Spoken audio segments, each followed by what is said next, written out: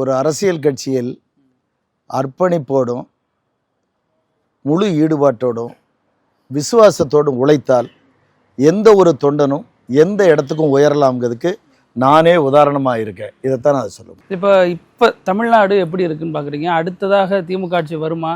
ஏன்னா நிறைய எடப்பாடி சொல்கிறாரு எங்கள் கூட்டணி வலுவாக இருக்குது, அதிமுக தான் வரும்னு அவர் பல இடங்களில் பிரச்சாரம் பண்ணுறாரு. அது என்னென்னா, இப்போ தமிழ்நாடு நம்ம கடலூர் தொகுதி தான் தமிழ்நாட்டில் எல்லா நிலவரமும். நேற்று நைட்டு கூட நான் எங்கள் தோழர்கள்ட்ட பேசிக்கிட்டு இருந்தேன். அதாவது எங்கேயுமே ஆளுங்கட்சிக்கு எதிர்ப்பலையே கிடையாது. அதை முதல்ல புரிஞ்சுக்கிடுங்க. பொதுவாக நாங்கள் ஆளுங்கட்சியாக இருக்கும் போதும் ஓட்டு கேட்டு போயிருக்கோம்.